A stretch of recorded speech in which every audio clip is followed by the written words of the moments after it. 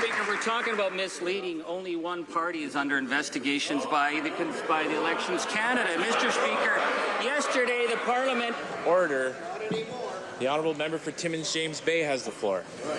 Well, Mr. Speaker, yesterday the Parliamentary Secretary attempted to change the channel by going after the Liberals for breaking the rules. Now, the problem was that the Parliamentary Secretary in Peterborough had his own monkey games going on Election Day with his phones. Now, he might think that having Liberals and Conservatives rolling around in the mud will divert attention, but we're talking about electoral fraud.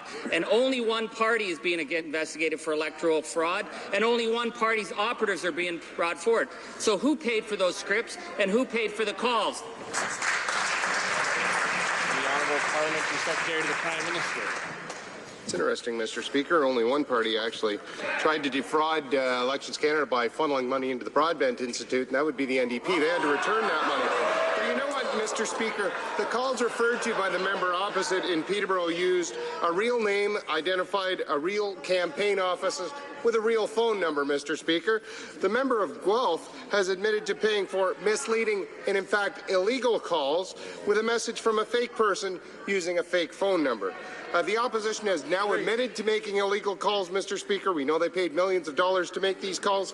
We want Elections Canada to investigate this, and we'd like the opposition to assist them. Honourable member for Timmins-James Bay. Thank you, Mr. Speaker. This has nothing to do with robocalls and everything to do with robo-fraud. This is about the fact that 5,000 votes in 12 key ridings decided the last election. The issue of voter suppression and interfering with the right to Canadians' vote is serious business. And there's only one party, the Conservative Party, that is once again being investigated for electoral fraud. There's only one party that's been convicted of electoral fraud, and that's the Conservative Party. So why will they come clean to Canadians, and when are they going to call a public inquiry so we can get to the bottom of their interference with Canadians' right to vote?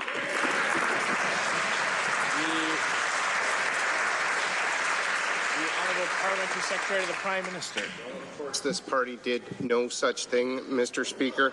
In fact, we are the only party that has been completely transparent with Elections Canada. We invite the NDP to provide that same level of transparency for Elections Canada, because what we know, Mr. Speaker, is that the opposition has now admitted, in fact confessed, to making illegal calls when confronted with the evidence.